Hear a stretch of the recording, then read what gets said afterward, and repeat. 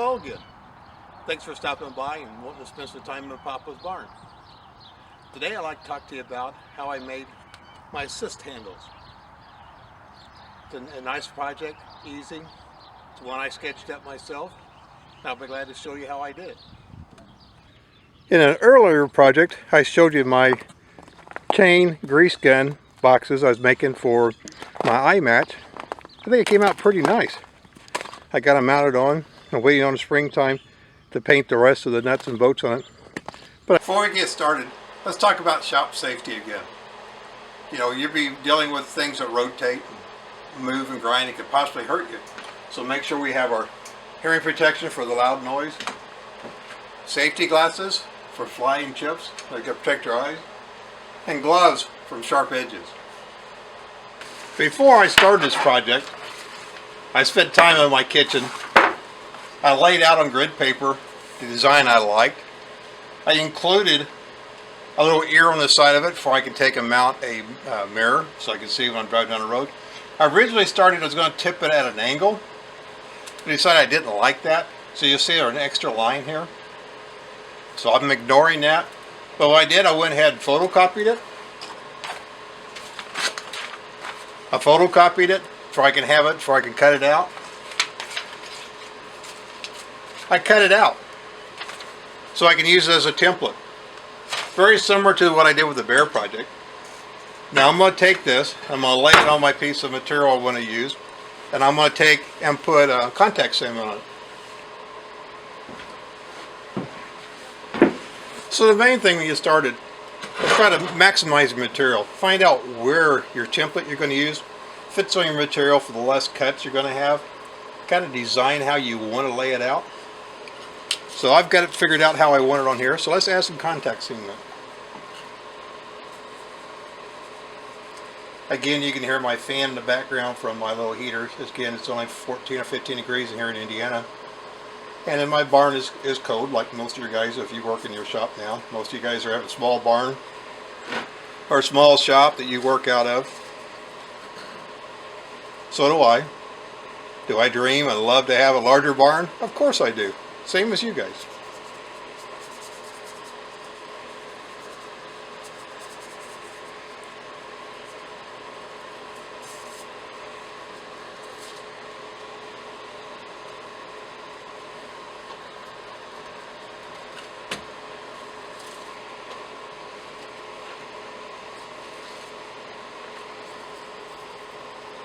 I lay it along the edges where I know I have less cuts to make and yet have enough I can actually use to clean up.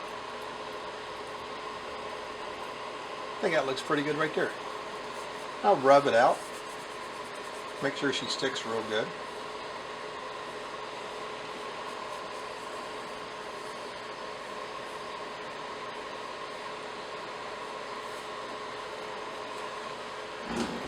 Old habits are hard to die. Years ago when I was in a tool shop, I center punched everything to make sure I could see my lines when I would cut things out. Here I want to put a 1/4-20 tap hole for my mirror, so I'm going to center punch that. Now in the rest of the outline, I got an automatic center punch. I'm just going to go through and every, let's say 1/8 of an inch, 1/4 inch, I want to center punch these lines. That way when I start working with it, if my paper were to come off, I still have a witness mark on my material to show myself where I want to take and cut, sand, file. Instead of boring you guys with me spending the time going around the whole thing center punching it, or transfer punching it, let me go ahead and stop the video now, and let me go ahead and pick it up when I get done, just as I'm getting ready to use my right angle grinder with a fiber saw to whack off these lines, these areas out here. I'll cut them off and we'll belt sand them. Now with my hearing protection on, my safety glasses, my glove, I'm going to slowly, with my right angle grinder, start taking off some of this material. It's going to be loud and noisy. Give me a few minutes.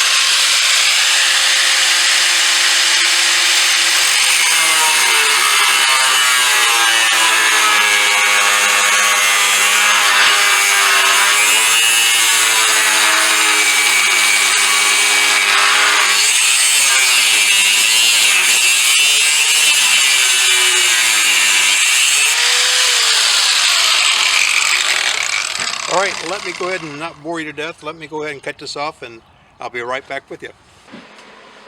Okay, so these all fiber sawed out. Now I've got some rough edges still, like the corner here. The radius is all not cleaned up the way I want to have it cleaned up. So I'm going to take a carbide bit and I'm going to take and clean it up a little bit.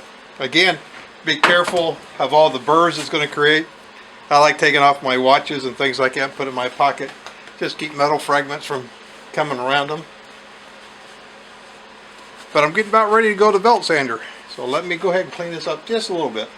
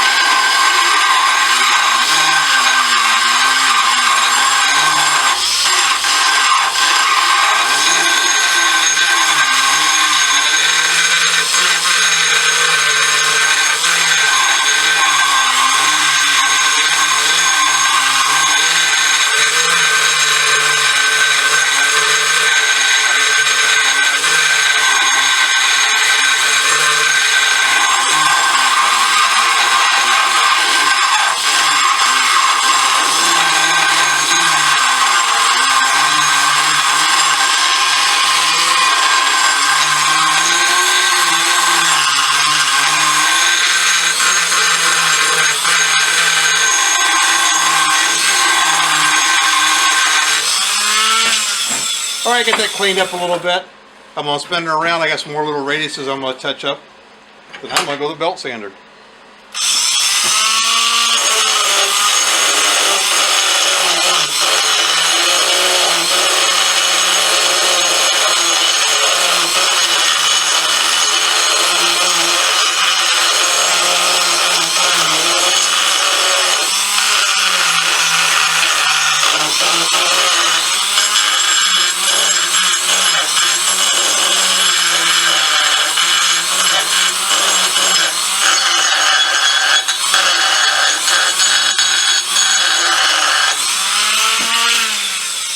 Now the belt sander should address most of that. Let me go turn this off and I'll turn it right back on with the belt sander.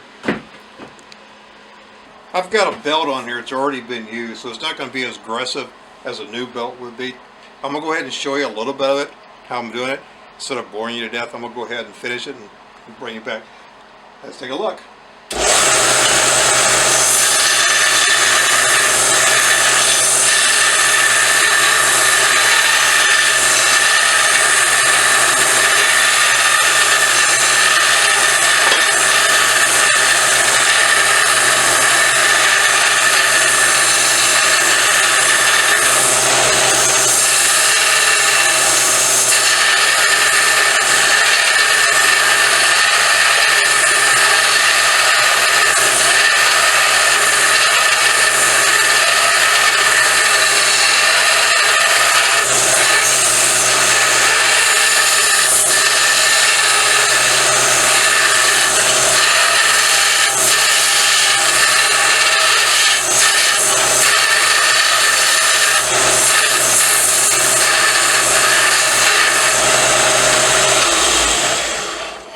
As you can see, hopefully you can see, I still got my line that I want to follow.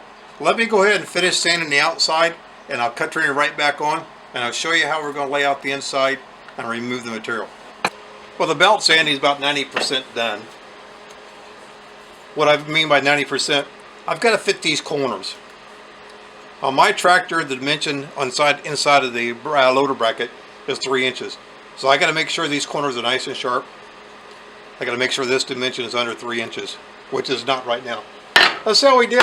See how it looks on the original.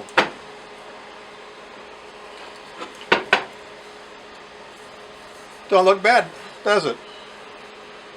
I got a little bit more I can take off here to make it match here. But now we're going to work on the inside. Now what I'm going to do with that, I'm going to go ahead and drill a bunch of little holes on the inside, relieve the inside. Then I'm going to take my jigsaw with a bimetal blade and I'm going to cut it out the rest of the way, then I'm going to grind it out.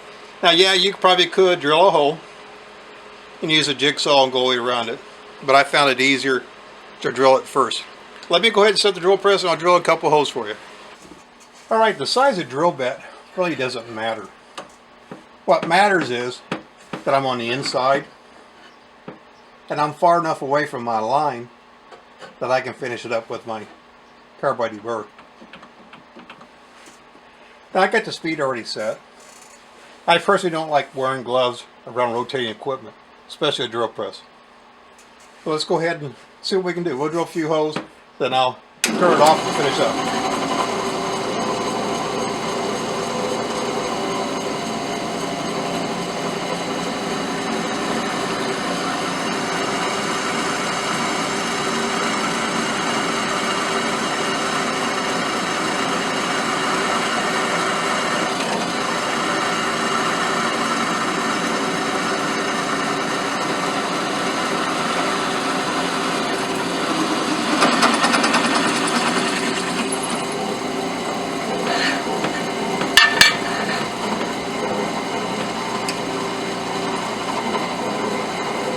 A little stiff today, it's cold out here.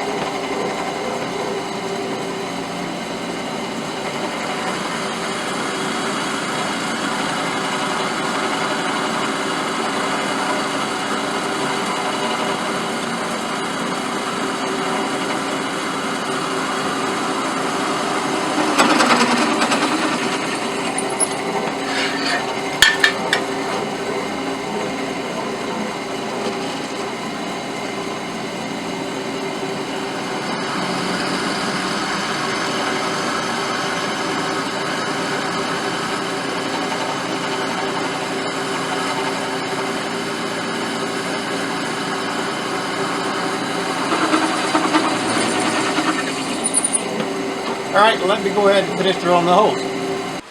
Alright, I've got a bunch of holes all drilled in it now, relieve this of the material. Now I'm going to clamp it up. I'm going to take a jigsaw with a bimetal blade and I'm going to go ahead and take and remove the centerpiece. It may take a couple of times repositioning, but bear with me, I'll get it done.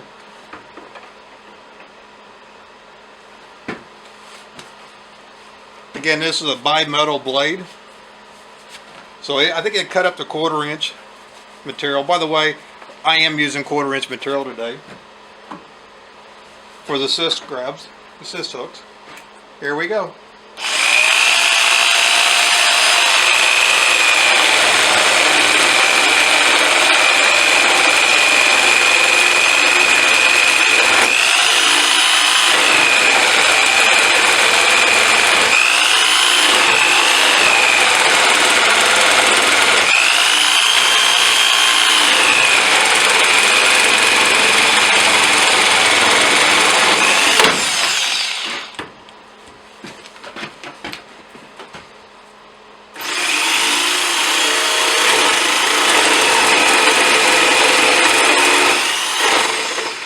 I don't know how well you can see this. If I'm in your way, I apologize. But I'm trying to get as close to my line as I can.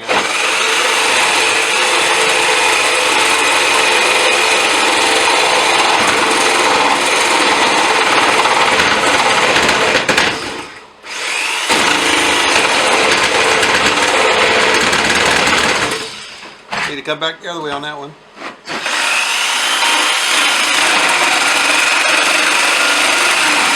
Alright, let me go ahead and cut the rest of this out and I'll be right back.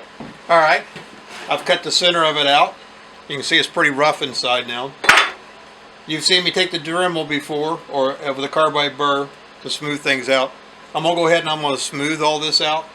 Make it nice and easy and smooth for my hand. And I'll be right back.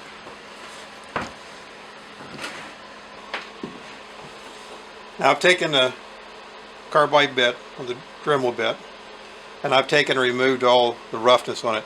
Now I'm going to take a file, and I'm going to have to go in and file all the smooth, make it smooth, get all the dimples out of it. But, see how we look compared to the other one. Very close. Couldn't ask for a lot more.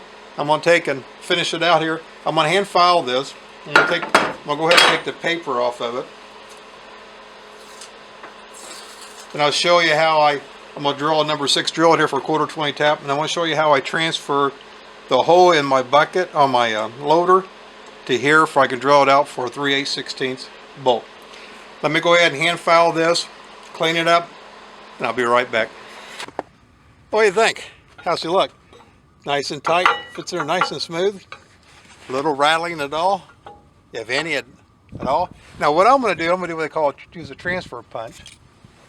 I want to find a punch that fits that hole. That's a little loose. See if I go up to the next one. It's a little tight. I can't use that one. So I'm going to put this punch in there. Now I'm going to take my hand. I'm going to hold my assist bracket with my fingers, and I'm going to take the little hammer, and I want to hit that. But what I'm doing is that little point is actually making a mark where I can drill and tap. Now let me go ahead. I'm going to take this inside, and I'm going to drill a number 6 drill here for a 1/4 tap. I'm going to drill a 5/16 for a 3/8/16 tap here. I'll take you along with me and I'll show you tapping the holes. We're just about done. Let's go ahead and tap them. So I got a 1/4 bit. I shouldn't could bit, I tap.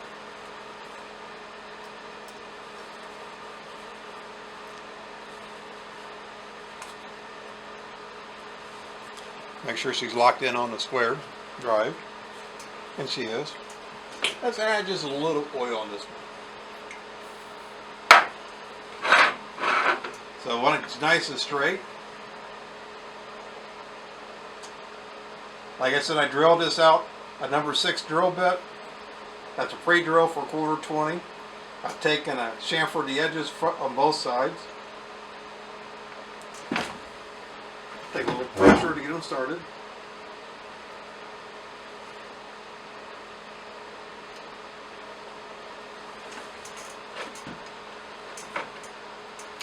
Back it up a couple of times to clear the threads. You can hear it popping.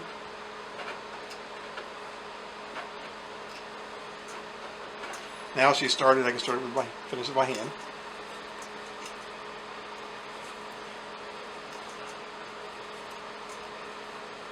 Now some materials are a little gummier than other ones that they tap, so you may have a little bit more resistance to it. See the shavings on the end? Brush them off. Back it out.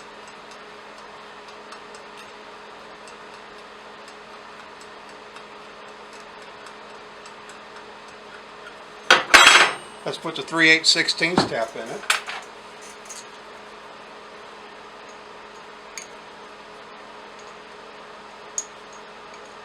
.3/8/16 tap requires a 5/16 hole as a pre-drill.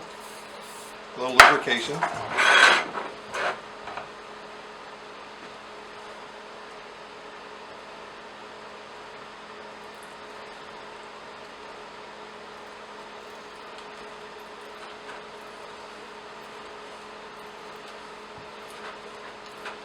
Alright, she started back and forth to break the shaving.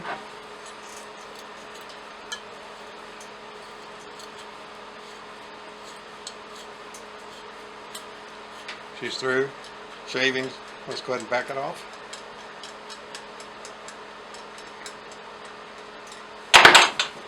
Let me go ahead and grab a 3/8 bolt, a washer.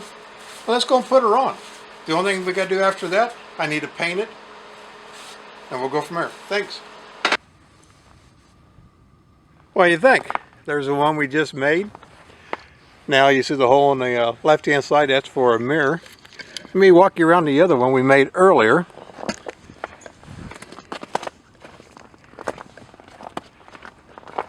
There it is. And I stuck a mirror on it for right now. I will probably end up changing that. I don't like that mirror on there. But you know, it actually will give you assist when you want to climb up into your tractor. You know, if you like this type of video, please like, subscribe, give me suggestions in a comment. But again, thank you for taking your time and sharing your time with me in Papa's Barn. Have a nice day.